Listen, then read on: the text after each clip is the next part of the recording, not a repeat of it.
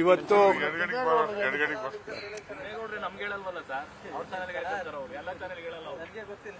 Procedure fail ಆಗಿದೆ ನೋಡಿ ಸರಿ ಮಾಡ್ಕೊಳ್ಳೋದು.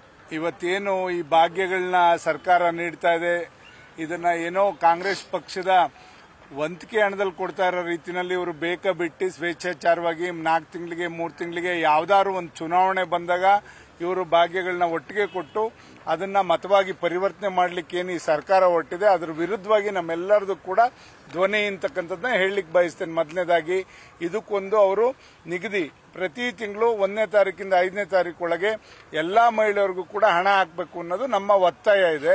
ಅದ್ರ ಬಗ್ಗೆ ನಮ್ಮೆಲ್ಲರದು ಕೂಡ ಕೂಗಿದೆ ಅಂತಕ್ಕಂಥದ್ದನ್ನ ಈ ಸಂದರ್ಭದಲ್ಲಿ ಸರ್ಕಾರಕ್ಕೆ ನಾವೆಲ್ಲರೂ ಕೂಡ ಆಗ್ರಹ ಪಡಿಸ್ತಾ ಇದ್ದೀವಿ. ಜೊತೆಯಲ್ಲಿ ಇವತ್ತೇನು ನಿನ್ನೆ ಏನು ಪಶುಸಂಗೋಪನಾ ಸಚಿವರು ಸನ್ಮಾನ್ಯ ವೆಂಕಟೇಶ್ ಅವರು ಏನು ಒಬ್ರು ಇಂಜಿನಿಯರ್ಗೆ ತಾಕೀತ್ ಮಾಡ್ತಾರೆ, ಜೆಡಿಎಸ್ನವ್ರಿಗೆ ಗುತ್ತಿಗೆ ಕಾಂಟ್ರಾಕ್ಟ್ ಕೊಡ್ತೀಯ ಅಂತ ಕೇಳ್ತಾರೆ. ಇದು ಏನು ಇವ್ರ ಮನೆದ ಸ್ವತ್ತು ಅದು. ಅದರಿಂದ ಆತರ ಇಂಜಿನಿಯರ್ಗೆ ಧಮಕಿ ಹಾಕಂತ ಕೆಲಸ ಮಾಡ್ತಾರೆ. ಹೆಂಗೆ ಕೊಟ್ರೆ ನೀವು ಜೆಡಿಎಸ್ನವ್ರಿಗೆ ಕಾಂಟ್ರಾಕ್ಟ್ ಅಂತ ಕೇಳ್ತಾರೆ. ಇದು ಪಾರದರ್ಶಕವಾಗಿರ್ತಕ್ಕಂಥ ಒಂದು ಟ್ರಾನ್ಸ್ಪರೆನ್ಸಿ ಆಕ್ಟ್ ನಲ್ಲಿ ಇವತ್ತು ಆನ್ಲೈನ್ ಟೆಂಡರ್ನ ಕರೀತಕ್ಕಂಥ ವ್ಯವಸ್ಥೆ ಈಗಿರೋಂಥ ಸಂದರ್ಭದಲ್ಲೂ ಕೂಡ ಇವರು ಅದು ಕಡಿವಾಣ ಹಾಕಿ ಮೊಟಕುಗೊಳಿಸಿ ಇವರೇ ಇದನ್ನ ಬೇಕಾದವರಿಗೆ ಕೊಡುವಂತ ಕೆಲಸವನ್ನ ಮಾಡ್ತಾ ಇರ್ತಕ್ಕಂಥದ್ದನ್ನ ನಾವು ಖಂಡಿಸಿ ಇದನ್ನ ವಿರೋಧಿಸಿ ಆ ಸಚಿವರು ಅದನ್ನ ಮಾತನ್ನ ವಾಪಸ್ ತಗೋಬೇಕು, ಜೊತೆಗೆ ಕ್ಷಮೆ ಯಾಚಿಸಬೇಕು ಅಂತಕ್ಕಂಥದ್ದನ್ನ ನಾವು ವಿಧಾನಸೌಧದ ಹೊರಗೆ ಮತ್ತೆ ಒಳಗಡೆ ಎರಡರಲ್ಲೂ ಕೂಡ ನಾವು ಪ್ರತಿಭಟನೆ ಮಾಡ್ತೀವಿ. ಜೊತೆಗೆ ಇವತ್ತು ಏನು ಮೈಕ್ರೋ ಫೈನಾನ್ಸ್ ಅಡಿನಲ್ಲಿ ಇವತ್ತು ಸಾಕಷ್ಟು ಒಂದ್ ಕಡೆ ಹೆಣ್ಮಕ್ಳಿಗೆ ದುಡ್ಡು ಕೊಡ್ತೀವಿ ಅಂತೀರಿ, ಇನ್ನೊಂದ್ ಕಡೆ ಎಲ್ಲಾ ಬ್ಯಾಂಕಲ್ಲೂ ಕೂಡ ನಮಗೆ ಎನ್ಒಸಿ ಇಲ್ದಲೆ ಬೇರೆ ಬ್ಯಾಂಕ್ಗಳಲ್ಲಿ ಹಣ ಕೊಡಲ್ಲ ಯಾರು ಒಬ್ರು ಸಾಲ ತಗೊಳಕ್ ಹೋದ್ರೆ. ಆದ್ರೆ ಹೆಣ್ಮಕ್ಳಿಗೆ 4-5 ಬ್ಯಾಂಕ್ಗಳಲ್ಲಿ ಹಣವನ್ನು ಕೊಟ್ಟು ಅವ್ರನ್ನೆಲ್ಲರನ್ನು ಕೂಡ ಸಾಲವಂತರನ್ನಾಗಿ ಮಾಡಿ ಅವ್ರ ಶೂಲಕ್ಕೆ ಏರಿಸುವಂತ ಕೆಲಸ ಇವತ್ತು ಸರ್ಕಾರ ಮಾಡ್ತಾ ಇದೆ.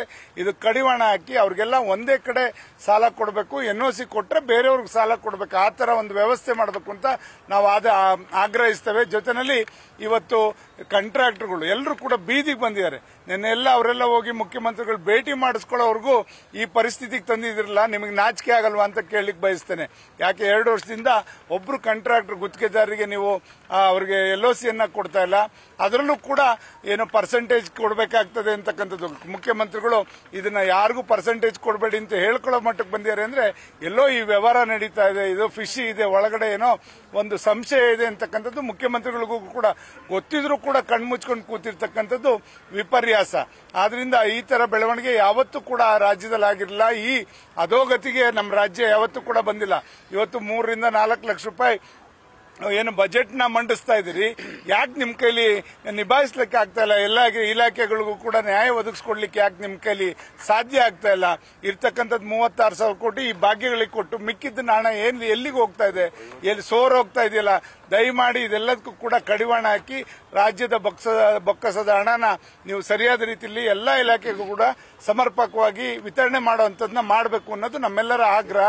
ಜೊತೆಯಲ್ಲಿ SCPTSP ಏನು ಅದಕ್ಕೆ ಹಣ, ಆ ಹಣವನ್ನ ನೀವು ಭಾಗ್ಯಗಳಿಗೆ ಕೊಡ್ತಾ ಇರತಕ್ಕಂಥದ್ದು ಸರಿಯಲ್ಲ. ಆ ಸಮಾಜದ ಫಲಾನುಭವಿಗಳಿಗೆ ಕೊಡ್ತಕ್ಕಂಥ ಹಣನ ಅದಕ್ಕೆ ಕೊಡಬೇಕು ಅಂತಕ್ಕಂಥದ್ದು ನಮ್ಮೆಲ್ಲರ ಒತ್ತಾಯ ಇದೆ.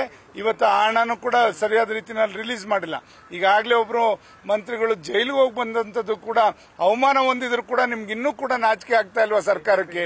ದಯಮಾಡಿ SCPTSP ಹಣನ ಅದನ್ನ ನೀವು ನೇರವಾಗಿ ಆ ಸಮಾಜಕ್ಕೆ ಸಂಬಂಧಪಟ್ಟಂತವ್ರಿಗೆ ಕೊಡೋದಕ್ಕೆ ನಿಮ್ಗೇನು ಅವ್ರ ಮತ ಮಾತ್ರ ಬೇಕು, ನಿಮ್ಗೆ ವೋಟಿಗೆ ಮಾತ್ರ ಅವ್ರು ಬೇಕು, ಇದಕ್ಕೆ ಮಾತ್ರ ಬೇಡವೆ ನಿಮ್ಗೆ? ಖಂಡಿತ ಇದೆಲ್ಲದನ್ನು ಕೂಡ ಮುಂದಿನ ದಿನಗಳಲ್ಲಿ ನಿಮ್ಗೆ ತಕ್ಕ ಪಾಠವನ್ನ ಇವತ್ತು ರಾಜ್ಯದ ಜನ ನೀಡ್ತಾರೆ ಅಂತ ಈ ಸಂದರ್ಭದಲ್ಲಿ ಇವೆಲ್ಲದನ್ನು ಕೂಡ ಸರಿಪಡಿಸೋ ನಿಟ್ಟಿನಲ್ಲಿ ಇವತ್ತು ಜನತಾದಳದ ಹೋರಾಟ, ಬೀದಿಗಿಳಿದು ಹೋರಾಟ ಮಾಡ್ತೇವೆ ಅಂತಕ್ಕಂಥದ್ದನ್ನ ಎಚ್ಚರಿಕೆಯನ್ನ ಹೇಳಲಿಕ್ಕೆ ಬಯಸ್ತೇನೆ. ನ್ಯೂಸ್ ಫಸ್ಟ್ ನಿರ್ಭೀತಿಯಿಂದ ನಿಮ್ಮ ಪರವಾಗಿ.